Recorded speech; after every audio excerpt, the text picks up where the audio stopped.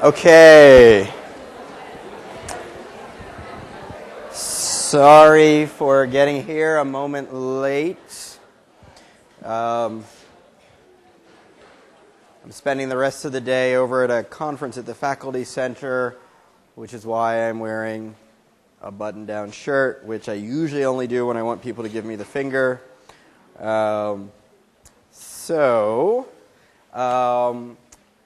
We're going to be talking today about self-control and self-awareness. Let's see, I should just take a vote on this now. Okay, so here's the deal. We're probably going to get through the whole self-control, self-awareness lecture today. Okay, we may or may not get to the beginning of the losing control lecture. So here's the question for you. You're going to vote on it. That vote will be binding, I think, which is the following. Today was technically the day we were supposed to do the losing control lecture. So we're now one full lecture behind. So here are the two options. The two options are Tuesday, regardless of what we choose, I will lecture on losing control. That material can either be on the midterm or the final. If I put it on the midterm, then Tuesday's lecture will count. If I put it on the final, I will probably end up making the midterm a little bit shorter, because it will be based on fewer lectures, the final a bit longer, and it means the final will be based on more material than the midterm. Okay? And I will say also the following, that I have heard a couple of people say, and I don't know that I agree with this personally, that the second half of the material for the quarter is actually a little bit harder than the first half material. So my recommendation would be to count it for the midterm, but you're the ones taking the exam, and I don't care which way I write the exam. So it'll either be fewer questions, and the midterm will be worth a few percentage points less for the final grade, or Tuesday's lecture will count towards the midterm. So if you want the losing control material from Tuesday to be on the midterm, raise your hand. Awesome. I don't need to take the other vote then. I am so impressed with all of you. People almost always say, just give it to me later. Whatever it is, I don't want to deal with it now. Okay, so Tuesday's material, to the extent that it's on losing control specifically, anything after that won't be. But the lecture on losing control will be on the midterm. If your friends aren't here, let them know. Yeah. In the back corner? Yeah, I will get today's notes up right away, and Tuesday's notes I'll get up right away as well. And in the back, yeah. Wait, what? This group is special. That's true. This is my favorite 135 class ever. I know all your names, and I'm expecting great things from each and every one of you. Yes, Jerry. Josh. I was so close, right? Could have been Mark, yeah. What's that? The review sheet is up. It's on the website. Under list of documents for the class, there's a section review sheet, which is the only review sheet. That's what I've always said there was going to be, yes. What's that? The practice exam is not up because I need to put it up, and I haven't yet. See that? I actually said nothing as I answered that question. Remember Ellen Langer's book, Photocopier Study? That was just like that. Yes, it's not up. What's that? Yeah, so the Monday review session, let me say two things about that, at least two. So Monday, 5 p.m., in here is the review session. It will be video podcast, not just audio podcast. I'm sorry to whoever's in the booth that they're making you come. I didn't ask them to do that, but they said they would anyway. It will be all question and answer. I will not come prepared to do anything other than answer the questions you have, and the TAs, or at least some of the TAs, will be here as well. And so for the first 10 to 15 minutes of the review session, they'll answer questions you have about section-related stuff, and then for the rest of the time, I'll take questions about lecture-related stuff. Okay? Yeah, and then on Wednesday of next week, I will try to have longer than normal office hours because obviously Tuesday's material is going to be on the lecture, but it will come after Monday's review session. So I will try to stick around after class on Tuesday and have longer office hours on Wednesday. Okay, so we are talking about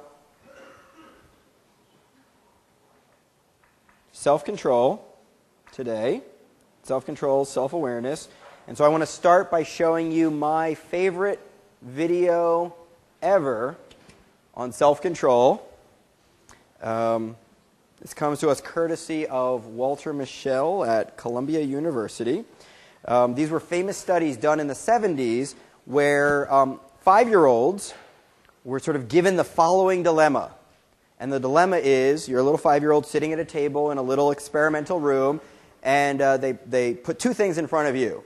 A little bell that you can ring, and a marshmallow. Okay? And what you are told as a little 5-year-old is, here's a marshmallow, it's yours. Okay? If you would like to eat that marshmallow, go ahead and ding the bell, and we'll know that you're done and you'd like to eat the marshmallow. But if you wait till I come back, because I'm going to leave now, if you wait till I come back, okay, you'll get 2 marshmallows. So 1 marshmallow now, or 2 marshmallows in some undetermined amount of time, because they didn't say how long they would be gone for. So let's watch these 5-year-olds.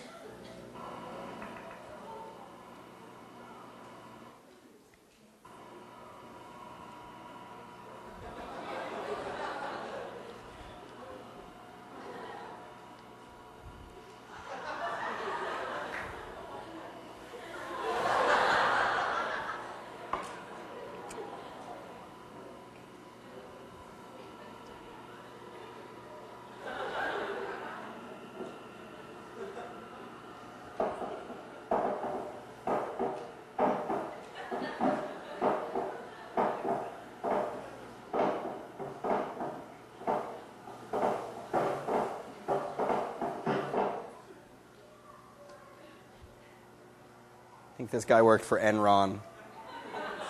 You'll see what I mean in a second.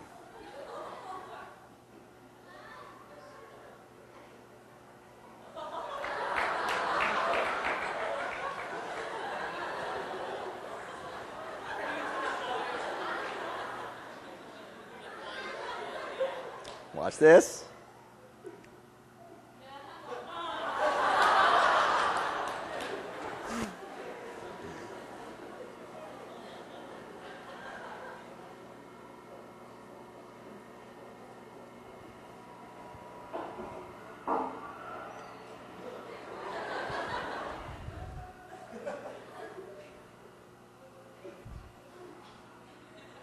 There's no one over there.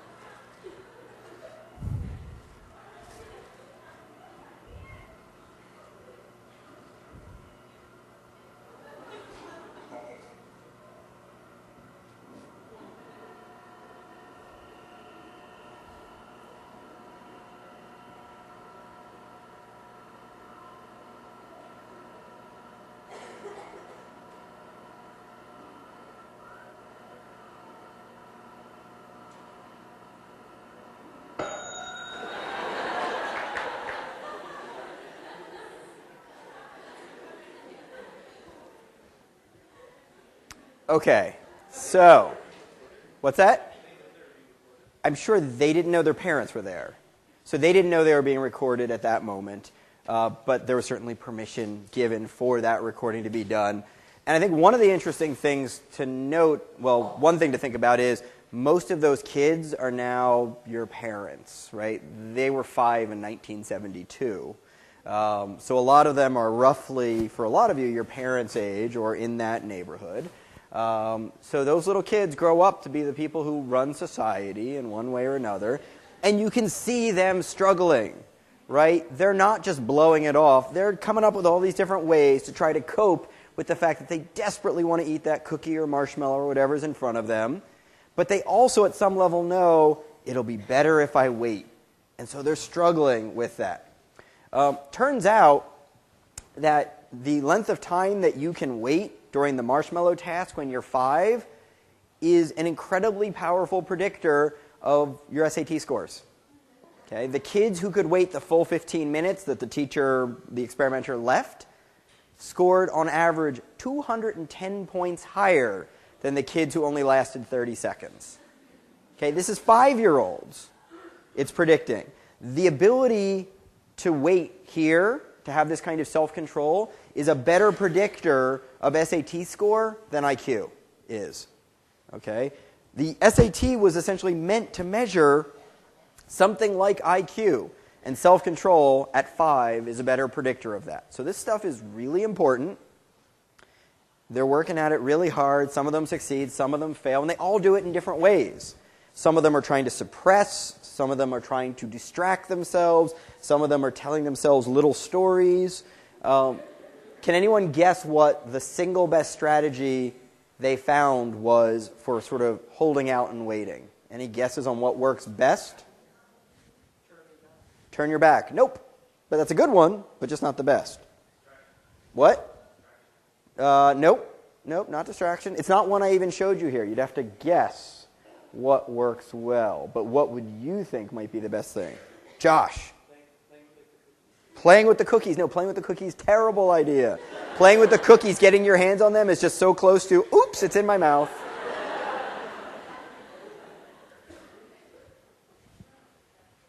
What's that? Whatever one works best for you? Well, that's probably true also. But in terms of a single strategy that works best for most people, I'm just going to tell you because it's not obvious.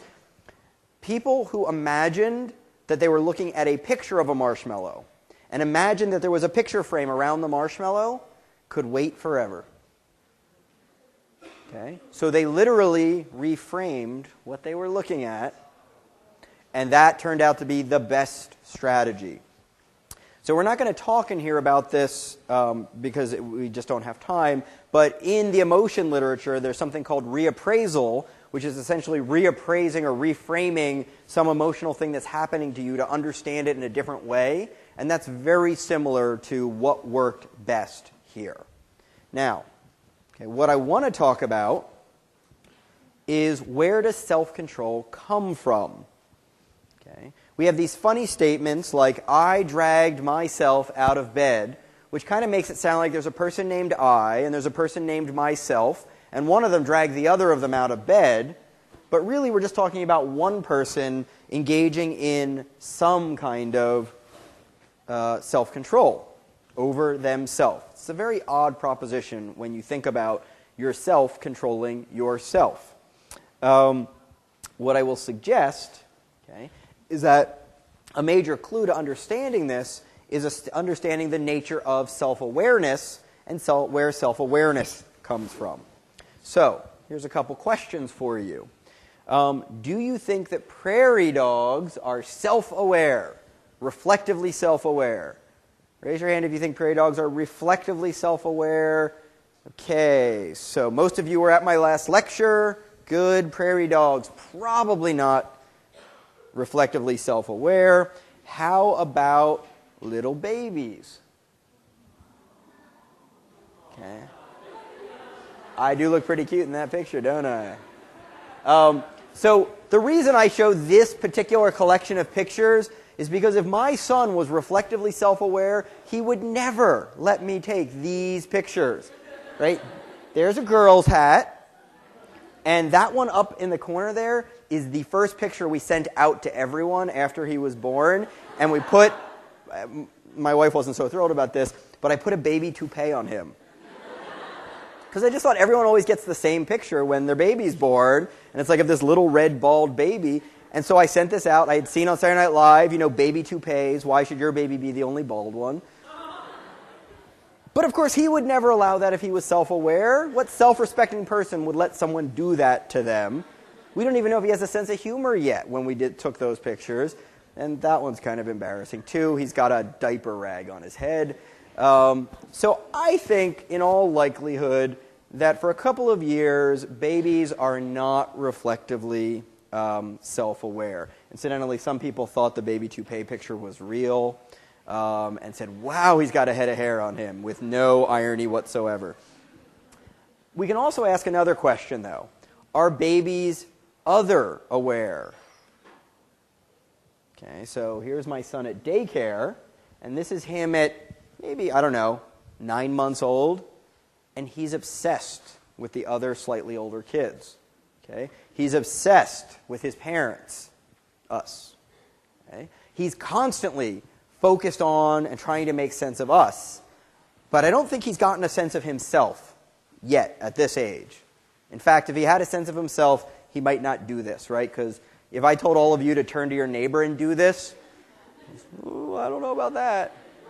Right? Being self-aware probably inhibits your ability to do that. So let's think for a minute or two about what other people do for us when we're little. Okay? And in this case, I'm really referring to your caregivers, mom, dad, whoever it is that sort of had responsibility for you when you were a baby. Okay? When we're growing up, the other people around us, but especially our caregivers, they tell us about the world and what's in it. Okay? They tell us that we have a self. Right? We treat our son like he has a self all the time. We tell him about himself. We say, wow, you're so smart, you're so athletic, you're so this, that, and the other thing. Okay? We also tell him the way he should be all the time, right? Good boys don't push and hit other children. Okay, he went through a little phase where he did that. And his teachers and his parents, every day until it stopped, reinforced this. That's not okay. That's not what good boys and girls do. Okay? He internalized that. He came home after he started to get it, and for like a week, every day, the first thing he would say after school is, Mommy, Daddy, I didn't push anyone today. Okay? That value wasn't there, and it came from us and went in. That's where it came from. We saw it happen in the span of a week. Okay? And the other thing they do is they take care of us, our parents, hopefully. They make sure we have food, clothes, and shelter. And when we're little and we don't want to do something, it's our parents who make sure we're doing the things we should be doing. So, when our son doesn't want to go to school at, 8 in the morning, it's his mom who drags him out of bed, not him. If it were up to him, he'd just stay and play all day. But his mom, or me, drag him out of bed and get him where he's supposed to be.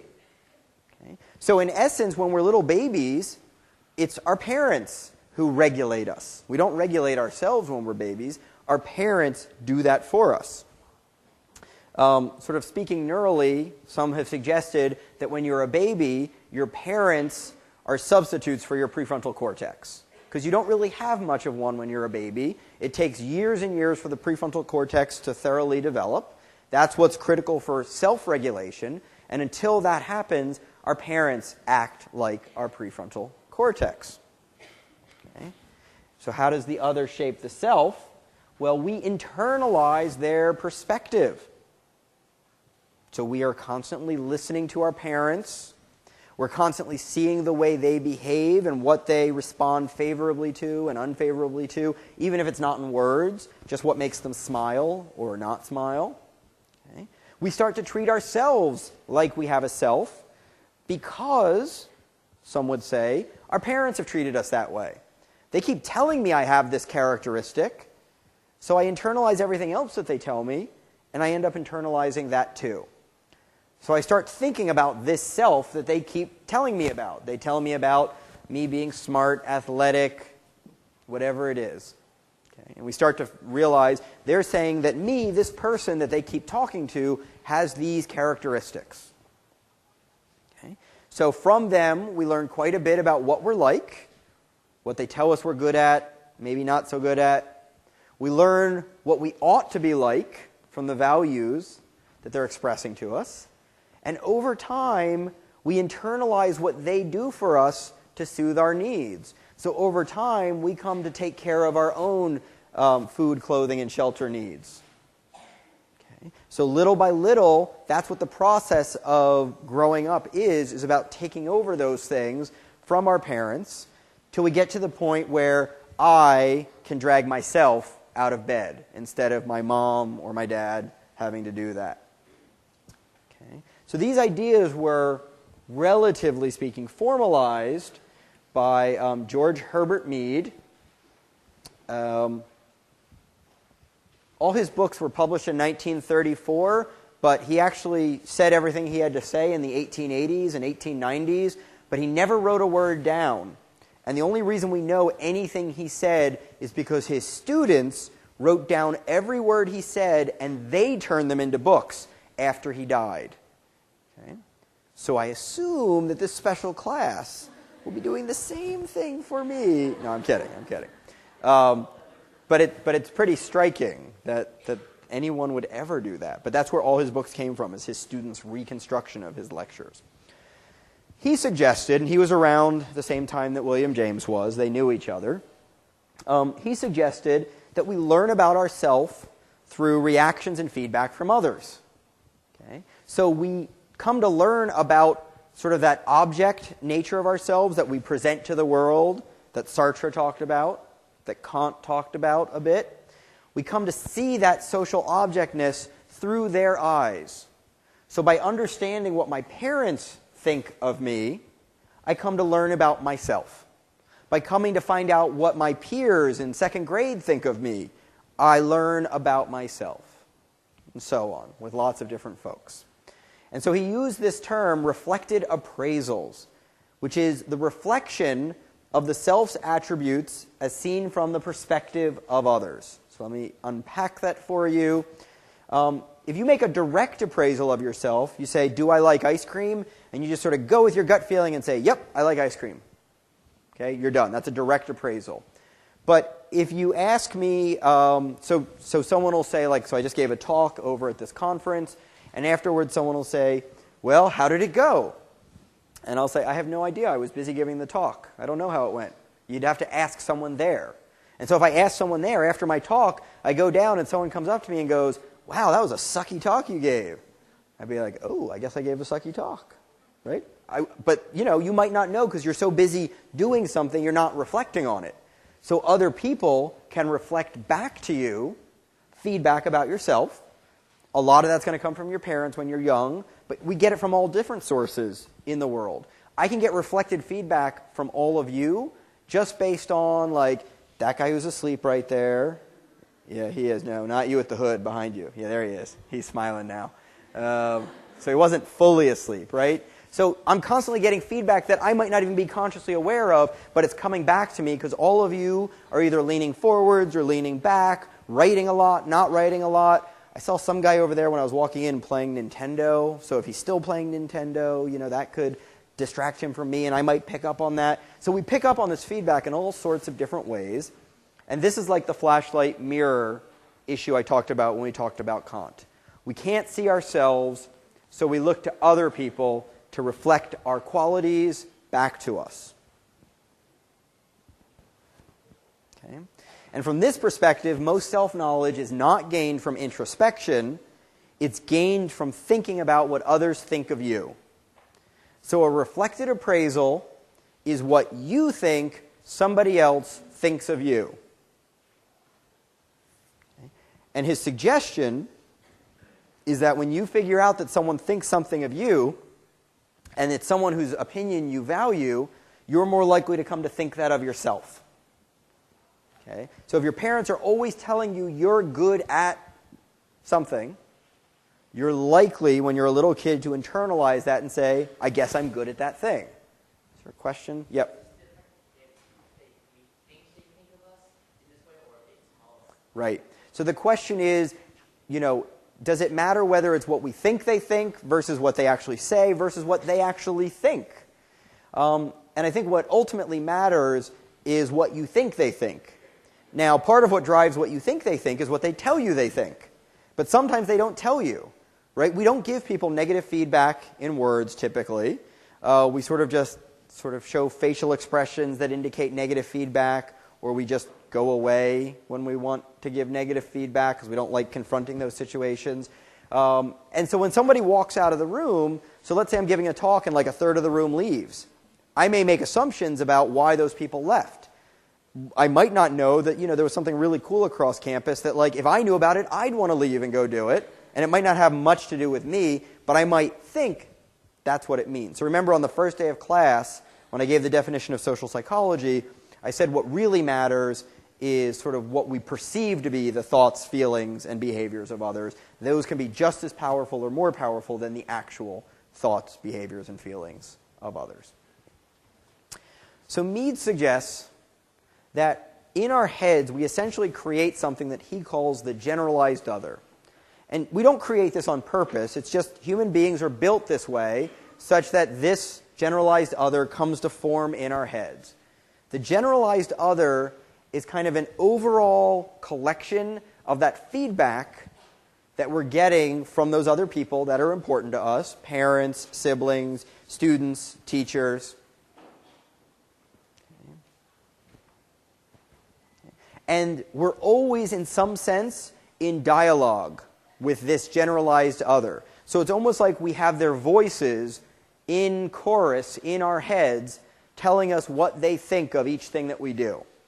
And I'm not saying we all hear voices in our heads. It's a little bit of a metaphor. But the idea is it's there and it influences what we think about ourselves. How we evaluate ourselves is driven by this generalized other that's been essentially placed there through what we've internalized from our parents and other influences. Okay? This sounds a whole lot like what Nietzsche was talking about, right? Nietzsche was talking about the way where we think we have these values of our own that have actually been implanted by society or our parents, which in some sense are a proxy for society. Okay? Those things are planted in there. And so what he suggests is whenever you stop to think about yourself, you're kind of in conversation with this generalized other. And the upshot of this, the implication of this, is that self-awareness is fundamentally social in nature because you're kind of having a simulated interaction with the peoples whose judgments of you value. So you're never alone when you're thinking about yourself, according to Mead. Okay? You might notice that the generalized other sounds quite a bit like Freud's superego. And they are similar constructs, although Mead did develop his first. But they are certainly similar constructs. It's this thing that sits somewhere in our minds, abstractly, that represents the things we should do, the things we should value. And it's kind of how we judge and evaluate ourselves when nobody else is in the room to do it overtly. So just to give you a little bit more of an explicit definition of the generalized other, because I know it's a tricky concept. The generalized other is like your internal simulation of what your mother and others would say if they knew what you were thinking and feeling right now. So if you're about to go cheat on a test, right, if you're not self-aware, you just go ahead and cheat on the test. But if you stop to think about yourself and think, is it okay to do this? Should I be doing this?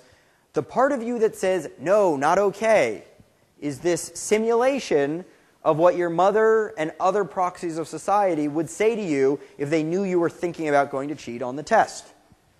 So it's kind of a simulation that we have in our head that develops over the course of our childhood. Yeah. Those who cheat anyway, we're going to get to that. I'm not going to give you the answer right now, but I absolutely will get back to that in the next 15 minutes.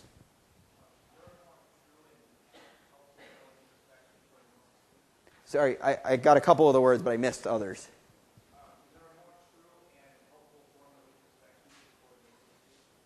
Yeah, I'm missing words here. Can you just a little louder?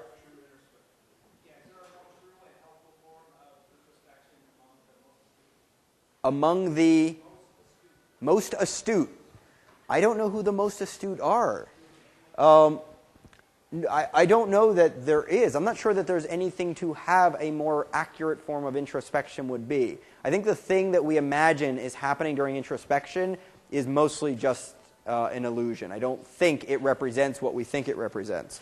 I think the most astute people have a better idea of how the world evaluates things, and they know how to move adaptively through different situations, but I don't know that they necessarily know themselves better introspectively. I think the most astute people recognize that they don't know everything and that the people around them have valid points of view on other things and on themselves. But that's my own opinion. It's not sort of based in fact, and I don't know how we would ever test that. So, I mean, it's possible, but, it's not my opinion on how things work. Okay. So, thinking about these reflected appraisals and the contribution that they have to sort of the development of the self, okay, people have done a lot of studies looking at asking sort of young children, like, what do you think of yourself? What do you think others think of you? What do others think you think of yourself? All these things like this. So they're asking kids about their direct appraisals, their reflected appraisals, and they try to see which of those are predicting, like, what sports you go play, or how well you do at the sports, or things like that, how you do in school, and so on. And for the most part, these studies have not done a very good job of predicting anything. So while a lot of social psychologists are deeply influenced by this idea that our self-representations are driven by sort of these social influences, okay, the data for that has been kind of sparse at best. And it hasn't led social psychologists not to believe in this, but rather to think, well, maybe these kids aren't doing so well at introspecting on what's really going on with them, because introspection is fundamentally flawed. So a graduate student of mine who's now a professor at University of Oregon, Jen Pfeiffer, and I did a study where we looked at people making direct and reflected appraisals while we were looking at their brains to see what was going on in their brains. So we had kids do this. I think in this study there were 12-year-olds, and then there were 25-year-olds. Okay, so we have kids doing it and adults doing it. So we have people making judgments of themselves, judgments of what others think of them, and then also their judgments of the other people themselves. So it's kind of like, are you generous? Does your mom think you're generous? Is your mom generous? So we ask each of those three things. And so what we know, and I'm not labeling these brain regions because you don't need to know the names of the brain regions, but what we do know is that in adults, when adults think about themselves, they activate this region right here in the front of the brain called the medial prefrontal cortex. And when they think about other people, like, is my mom generous, they activate these regions shown down here. So they're different regions. So self, other, they're separate. Okay? When you ask an adult, what does your mom think of you, you get all of these. And that makes sense, because you're thinking about what your mom thinks of you. So you put those two things together, and when you ask a reflected appraisal question of an adult, that's what you get. Now, when you go to a kid and ask them a reflected appraisal question, what does your mom think of you? Once again, you get all of these. Okay? The interesting thing was that when you ask a kid, what do you think of yourself? Okay? You still get all of these. So adults only show this when you ask them what they think of themselves, because they're done figuring out what they think of themselves. They already know. But kids seem to be doing something social when you ask them, are you generous? They seem to be doing something where they're recruiting the parts of the mind that are involved in thinking about what other people are thinking. Okay? So this is at least some evidence that when kids just think about themselves, they seem to be doing something social. That just sort of says what I just said. Okay, now we're going to talk about objective self-awareness, and pretty much we're going to focus on this for most of the rest of our time today. Objective self-awareness is an attempt, roughly speaking, to take what George Herbert Mead was talking about kind of philosophically and make it empirical, make it a useful scientific theory, a useful scientific model. The name objective self-awareness is a terrible name. It shouldn't have been called objective self-awareness. You'll see why in a second. Okay. So Robert Wickland, who came up with this theory, his suggestion was at any given point in time, we can either focus outside on the world or on ourselves. So we're either busy being lost in the world of activity that we're doing, the way Sartre described about the pre-reflective level, or we can think about ourselves and turn our attention inwards. He said it's hard to do both of those at the same time. And what he says is, when you focus on yourself as a social object for others. And so when you focus on yourself, you're focusing on that object aspect of yourself that is potentially revealed to others that you're trying to sort out. So am I generous? How do I look to others? Do I look generous? Am I behaving in a way that's consistent with people seeing me as generous?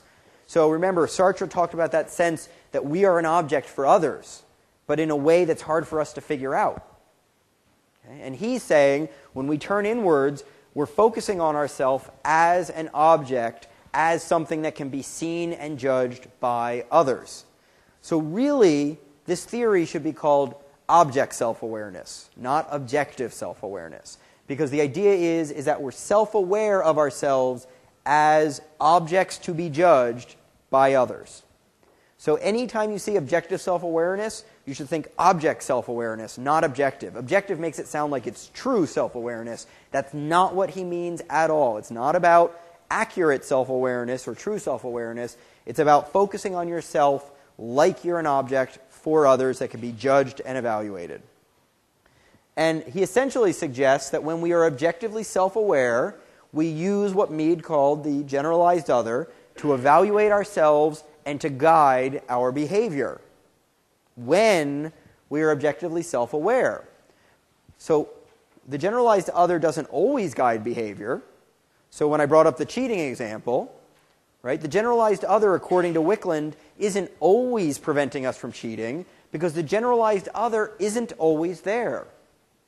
Remember, Sartre talked about the self is only there when you stop to think about it. It's not there on the pre-reflective level. So in this way of thinking about things, if you're focused on the outside world and not focused on yourself, the generalized other is dormant. It's not there guiding behavior. Only when we're made objectively or reflectively self-aware will the generalized other influence our behavior. Okay. His other suggestion is that when we are thinking about ourselves and our object nature, that we can be evaluated by others, we think about the standards and expectations that others have, and this is typically aversive, negative, distressing. Okay? Remember, Sartre said, fundamentally associated with becoming aware of yourself is anxiety, because becoming aware of yourself means you can be judged negatively by others. Okay? So Wickland is suggesting that thinking about yourself is fundamentally an aversive experience, and lots of people disagree with this statement. So I'm not telling you that this is true or false. I'm telling you that this is what the theory is. I think it's certainly the case that a lot of the time when we think about ourselves, it's because of something where we're worried about not measuring up to some standard, not finishing something on time, not doing well enough at something. That tends to make us self-focused. But if this happens, if we're made objectively self-aware, and if that's a negative state, then we have a couple of options of how to respond. We can change our self-concept, what we believe to be true of ourselves. We can change our behavior, for instance, not cheat like we were just about to. So we can refrain from the negatively evaluated behavior. And these are kind of Apollonian options. These are sort of restraint things. These have to do with the categories that we put ourselves into. The other option is escaping self-awareness.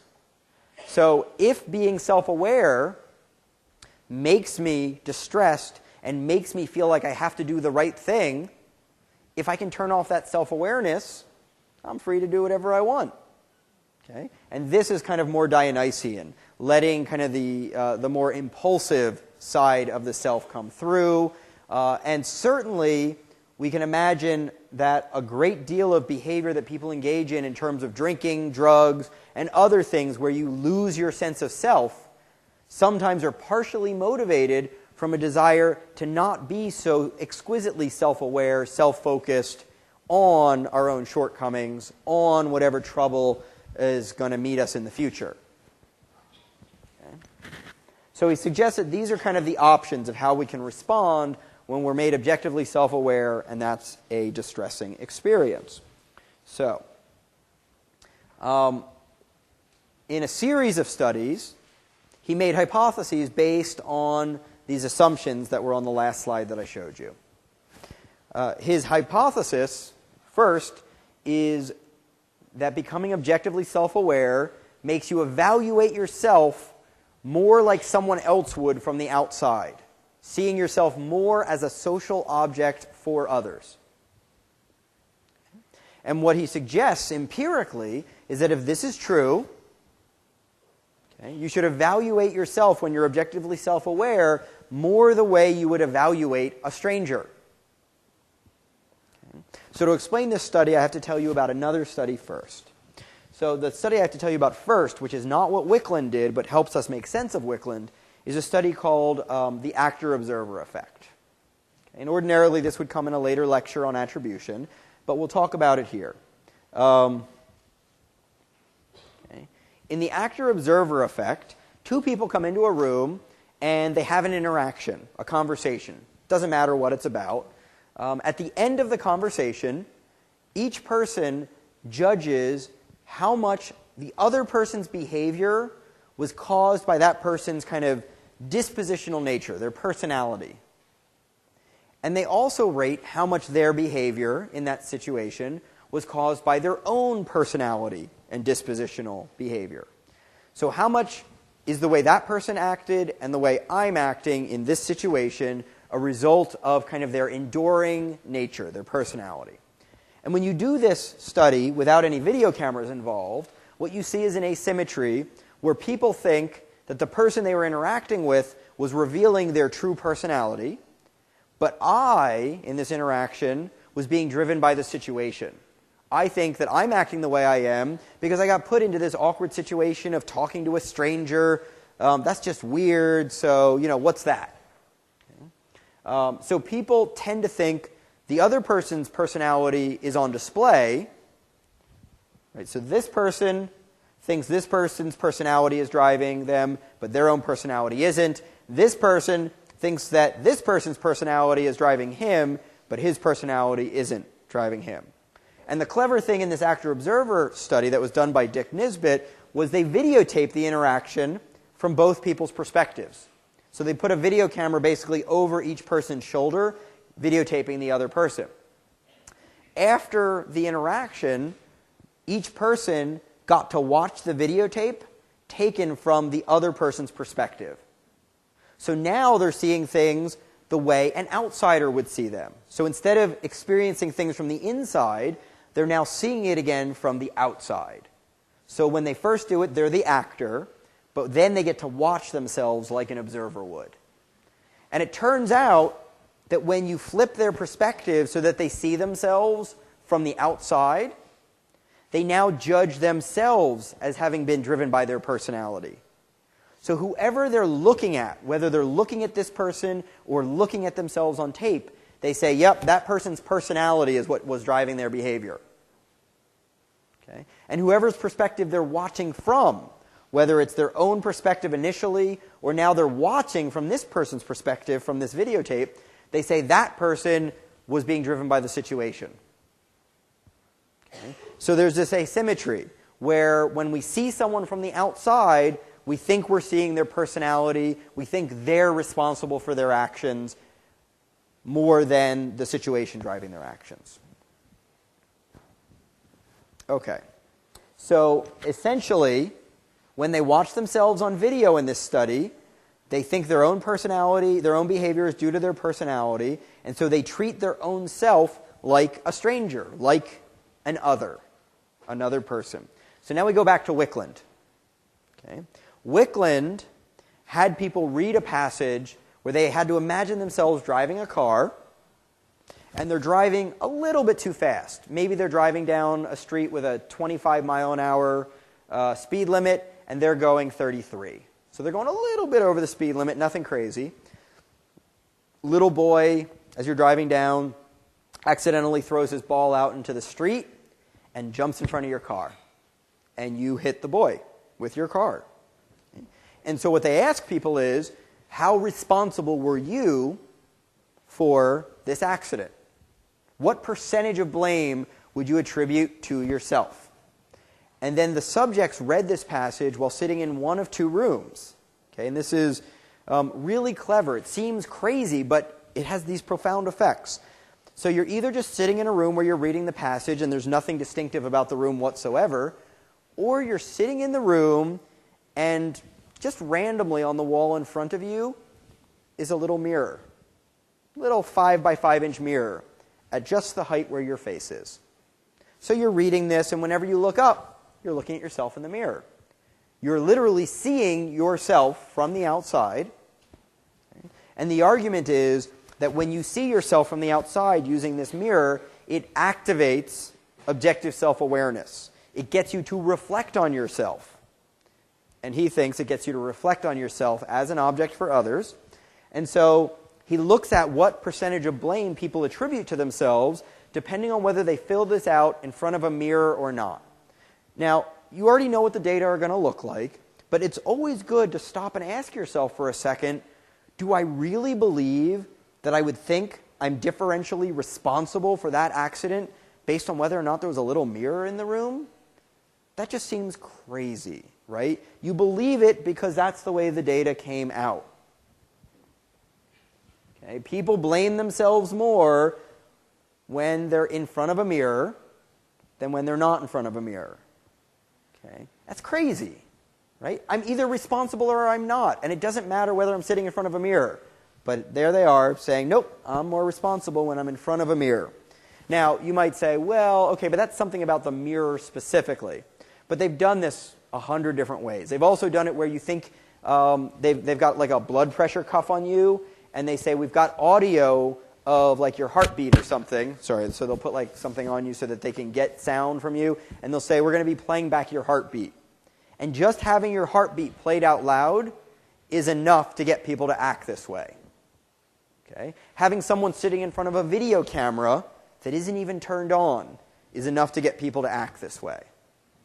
Okay? So when something makes you reflect on yourself, you start treating yourself the way you would treat a stranger if you saw them engaged in the same behavior. Now, remember, one of the things that Wickland suggests is that objective self-awareness makes us feel bad. Okay?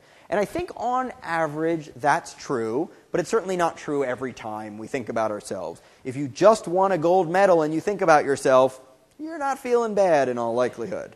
But in everyday life, I think if things are going smoothly, we rarely stop to think about ourselves. We just keep enjoying the moment. So being made objectively self-aware, according to Wickland, reminds you of how you should be. And this typically reminds us of how we are not doing well enough at something. And this makes us feel bad and should make us feel bad about ourselves. I have no idea why I wrote that twice, essentially. I'm not really sure. So one way they looked at this is they had people fill out a self-esteem scale. And a self-esteem scale is basically you saying how valuable you think you are, how much you like yourself. And they had people fill out this self-esteem scale, either sitting in a room with nothing on the wall, sitting in a room with a mirror in front of them, or sitting in a room when there was a TV show playing. So there was a TV in front of them and there was a TV show playing. Okay? When do you like yourself most? When you're in front of the mirror or when you're in front of the TV not thinking about yourself? Okay? Well, we like ourselves more when we're in front of a TV show and not actually thinking about ourselves. So the less we think about ourselves, the more we like ourselves. That's kind of odd. Okay? But a really good explanation in part for why people watch TV so much, because I feel good about myself when I watch TV, and I feel good about myself because I'm not feeling bad about myself. when I watch TV. If you're looking at yourself in the mirror, you like yourself the least compared to the other conditions. Okay. Now, another thing Wicklund said is that objective self-awareness is aversive, and so if we can, we will try to escape that situation. We'll try to escape that thing that's making us feel objectively self-aware. Okay. So Wicklund did a study where he had people fail at some task. It doesn't really matter what it is. Maybe it was an anagrams task. Let's see if I can tell. Well, the critical thing is they failed at some task, and they either did that task sitting in front of a mirror or not. And they were told, the experimenter said, here, do this task, and I'll be back in a while to get you. But the experimenter never came back, just like in that study that John Barge did. The experimenter never comes back, and so what they look at is how long it takes before you get up and leave. Okay? So you've either failed or succeeded, and you're either in front of a mirror or not. And if you have failed and you're in front of a mirror, people leave more quickly. Any other combination, they stick around longer. But if you failed and you're sitting in front of a mirror, which makes you objectively self-aware, people leave, a minute and a half to 2 minutes earlier. So there's something motivationally driving them differently than these folks. So failure in itself doesn't necessarily drive you out, but failure in the context of being made self-awareness seems to have this effect. And then finally, the last thing, and this relates to the cheating idea, is that the other option besides escape is to make sure your behavior conforms to the standards of the generalized other, or whatever other sort of standard is activated in your mind. Whatever sort of is going to make your behavior acceptable, if you work towards doing that, you'll stop feeling bad about yourself when you're objectively self-aware. And there have been all these studies done with, giving people the opportunity to cheat or not when they're in front of a mirror or not, and people cheat less when they're in front of a mirror. Okay? A couple of years ago when I was teaching this in the fall, I did this lecture the last day before the midterm, and so I put a big mirror right here in the front of class, and everybody right there, none of them cheated. Everyone else did, because they couldn't see themselves in the mirror. They could just see other people in the mirror. So if you're in front of a mirror, you're more likely to conform to kind of society standards for what you should be doing in that situation. Here's my favorite example of this, and it's very timely. So Ed Diener did a study back in 1981 where he looked at trick-or-treating. Okay? And he staged this thing in his house. It's very clever. He set up his house so that, here's the front door, trick-or-treating day, and right next to the front door, when you open the door, is sort of a little table, and there's a basket of candy there. Okay? And so little kids would come up in their costumes, ring the doorbell, he'd open the door, they'd say trick-or-treat, and then he had it rigged so that his phone would ring. So his phone would ring, and he'd say, oh, I'm sorry, I have to get that. Look, everyone, just take one piece of candy, because I want there to be enough for people all night long. I'm going to go get the phone. Happy Halloween. And then he'd run behind a curtain and watch what they did. Okay? And the other critical thing is that half the time when people rang the doorbell and came in to took their candy, there was a mirror right here. And half the time there wasn't. Okay? So what he was interested in is, what is the effect of that mirror on the tendency to take more candy, right? Because in the absence of anything else, the person leaves and tells you to take one piece of candy, but you just take the whole bowl, right? Like, I'm done. I can go home after this. I won't. I'll see if anyone else has the same candy. But Halloween used to be so much better. All right. So here's what we see. And he divided the data up based on the age of the kids who were trick-or-treating. Okay? What you see is, regardless of their age, they steal less candy if the mirror is there than if the mirror isn't there. Okay? So these kids have no idea that they're in any experiment whatsoever. And yet they are, in both cases, affected by whether that mirror is there Okay? And it's changing their behavior. They're doing the right thing just because they can see themselves in a mirror. That's the only difference between the two conditions, being able to see yourself in the mirror. Is there a difference between the age because, like, the older, they're more aware? Is there really a link to that? Right. So the older kids are more aware in what way? What are you thinking? Because they stole, they didn't steal. Right. So, But what are they more aware of? What are you thinking about? I just want to know what you're... like general rules. So they're more aware of what the right and wrong rules are, right?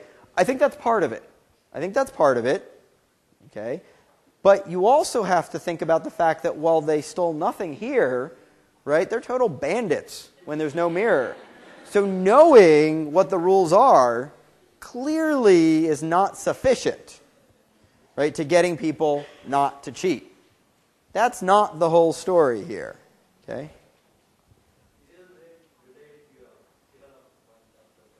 Giving them what? Certainly is potentially partly related to development of the brain, but if it was just that, you would expect the older kids to steal less in general because they are developing greater self-control capacity as they're getting older, and yet in the absence of a mirror, again, they're the ones who are doing all the mischief making. It's the sense of self, because when you ask the 5-year-olds to define their sense of self, they didn't look to themselves, they did it as a social act. But perhaps it's more developed, that sense of self, center of the brain in the 13 and up group than in the under 12 group. I think there's something very important about the idea that the self is more developed in the 13-year-olds than the younger kids. I think there's a slightly different nuance on it, but I think it's an important distinction.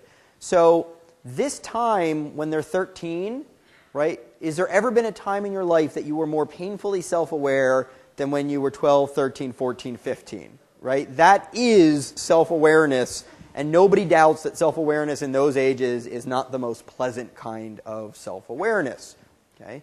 Now, the interesting thing here to me, in part, is that this was taking place on Halloween.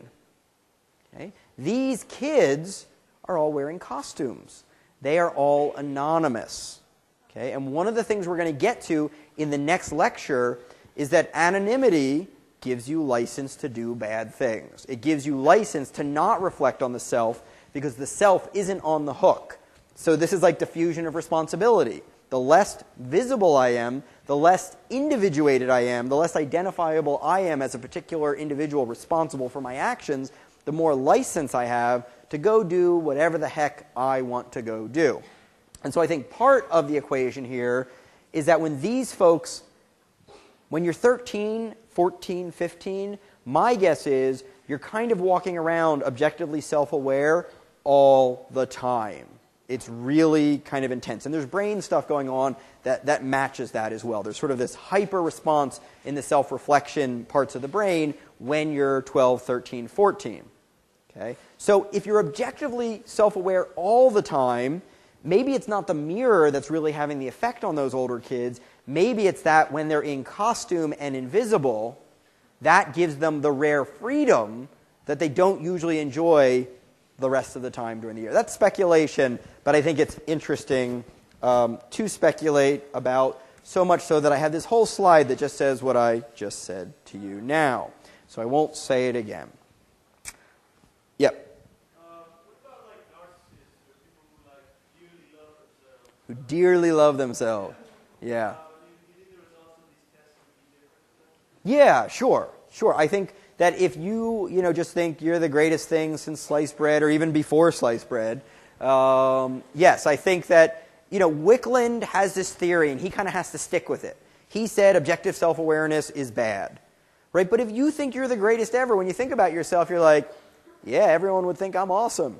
Let me think. What does my mom think of me? She thinks I'm awesome.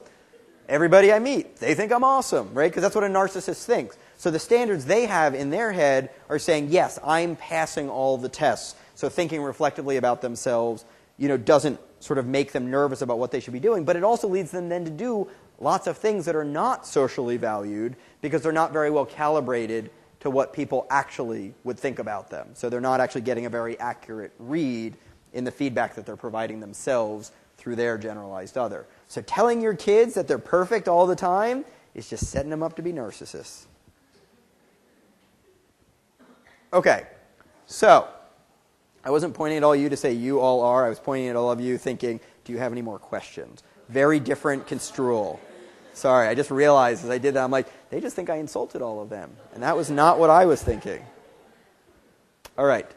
So Wickland says that what's being activated when you become objectively self-aware are your values. Okay? And I always find myself thinking, if they were really my values, why would they need to be activated? Like, I don't need to be put in front of a mirror to know I don't want to kill anyone. Right? Like, well, I was going to kill someone, but then you put that little mirror there, and now I remember I don't want to kill anyone. Okay? And of course, we've talked now at length about the fact that what Nietzsche would say is that that generalized other that's being activated is society's values, not your own. Your own values, in some sense, are being suppressed by what's sort of been installed there by society. And so I think that you can raise the question of what's being activated, your own values or society's values. And there's a couple of studies, when you put them together, I think they actually tell us something about this. So Wickland had a couple of students, Chuck Carver and Mike Shire, who went on to be really, really famous in their own right. And they did studies early on this when they were in graduate school. And they did these studies where they brought in subjects, and it was a little bit like Milgram. They were told, okay, you're going to be the person shocking the other person. And the subjects were told one of two things. So everyone was told, you're going to be helping that other person learn. And you're going to be deciding after every time they go how much shock to deliver. And this is back, in the 70s where people thought like shocking people could be therapeutic. Shocking people could be a way to help them learn, right? There were punishment theories of learning. We now know punishment isn't a very good way for anyone to learn or develop or anything like that. But back then it was less clear. And so they said, you're going to be helping this other person learn. After each time they get something wrong, you are going to be deciding how much shock to give to that other person. But then before they were let go, they were given a little information from the experimenter about what the experimenter thought was kind of the right thing to do.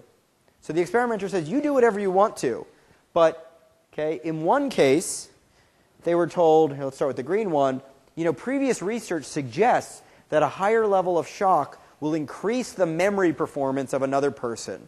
So if you want to help that other person, you should increase the shock level. And other subjects were told, you have to give some amount of shock, but you should know that the evidence so far suggests that shock doesn't really help the other person learn, so there's no reason to really ramp up the shock in order to help the other person. So these are these folks down here. The study was either done in front of a mirror or not. Okay? And what you see here is clearly the person's own values are not what's being activated when they're in front of a mirror. See, when they're not in front of a mirror, they all do the same thing. They all kind of ignore what the experimenter said. And they just do whatever level of shock they want to do. There's no difference there whatsoever. But when you're in front of a mirror, now you're sensitive to whatever the experimenter told you was the right thing to do. Okay? So this isn't about your own core values. This is about what the experimenter told you 5 minutes ago. Okay, that's different. That gives us a different flavor for what's going on here. All right. Now, this was the 70s. Okay? Lots of bad hair, bad pants. Okay? Moving into the 80s, tight pants instead of loose pants. We have Torrey Higgins. Torrey Higgins, if you'll recall, is the guy who created the Donald paradigm. Okay? And I don't mean the bad hair on the millionaire. I mean the one where you see the ambiguous behaviors performed by Donald and you're primed to see Donald one way or another. And Higgins essentially came up with what he called self-discrepancy theory, which, with being relatively diplomatic about it, kind of asserted that objective self-awareness theory was too simplistic. It was missing some key things that we need to consider. And his big insight is that when we think about the ways, when we turn inside and think about the ways that we may fall short of others' expectations of us, there's different ways that we can fall short. Okay? And the different ways that we fall short are going to have different consequences for our behavior, for our thoughts, and for the kinds of feelings we're going to have when we think about the possibility of not sort of achieving the thing that we'd like to achieve. And so he broke things down into a couple of different pieces. He said, we have an ideal self, an ought self, and a real self. Okay, you want to make sure you understand these three things clearly, because even though they sound kind of obvious, they can be a little tricky. So your ideal self is whoever you would ideally like to be. It has to do with the things you want to do, that you hope to do, that you aspire to do and be. Okay. The ought self refers to the things that you think you're obligated to do, the things that you think you are responsible for doing. Okay? So I am responsible for taking out the trash at home. I do not aspire to taking out the trash. It in no way is one of the things I hope that I get to do in my life. It's something that I feel I'm supposed to do. Okay? On the other hand, winning a gold medal is not something anyone ought to do, except for that strange-looking swimmer who won 7,000 gold medals last time around. Have you looked at his body? It's a very weird shape.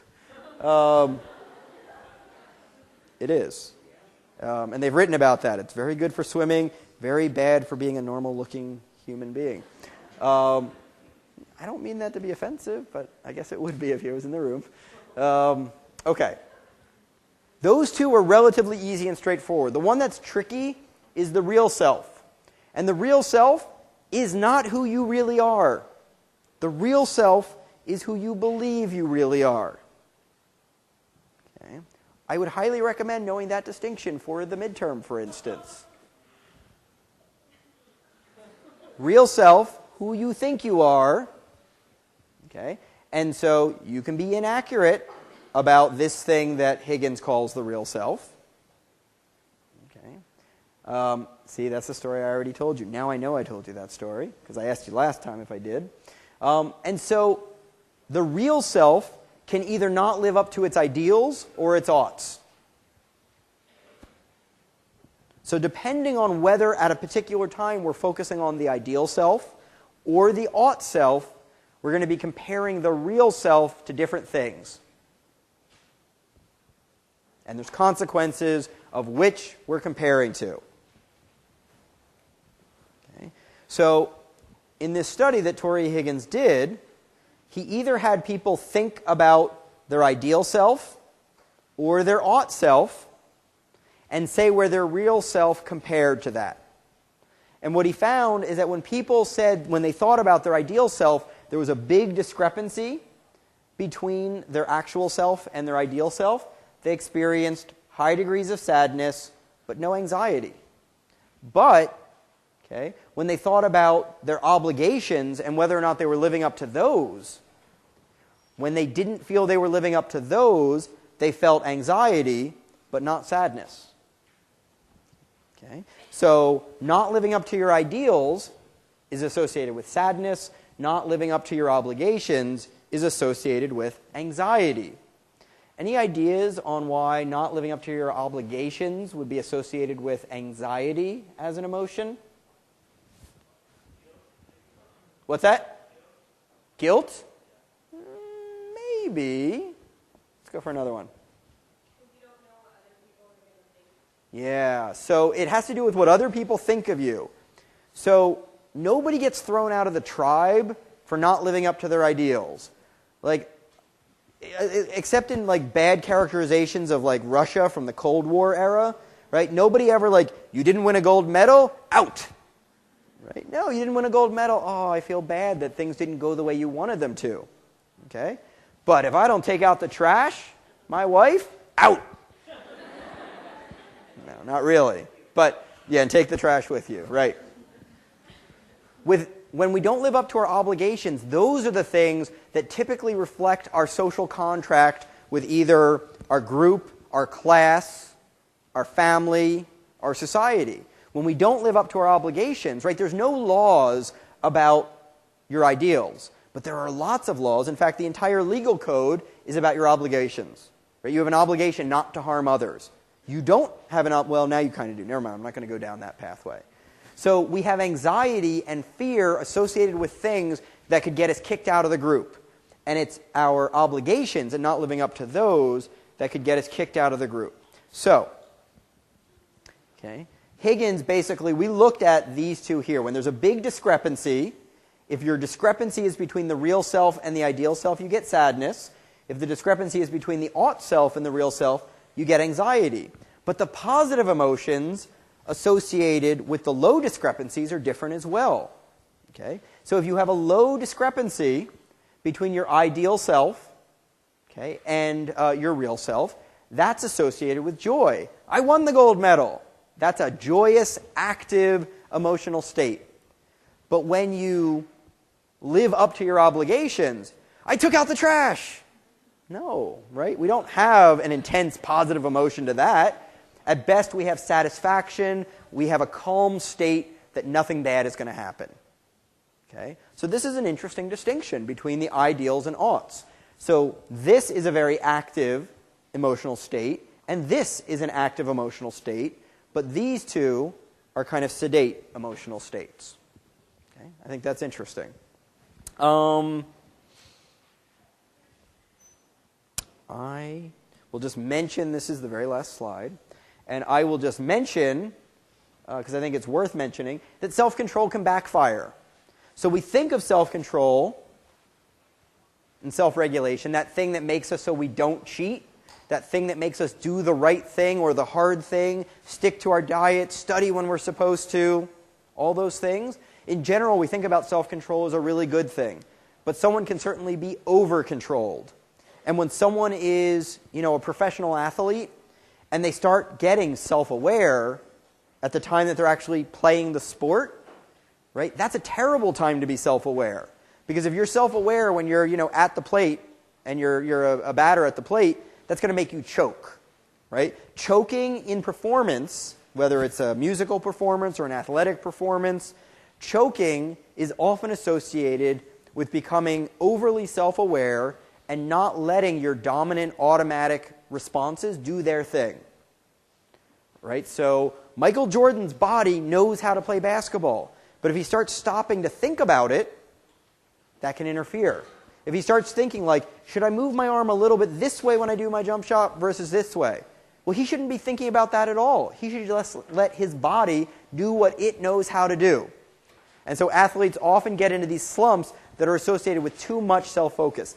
Self-focus is really good when you're learning. Self-focus is good when you need to adapt to do something new.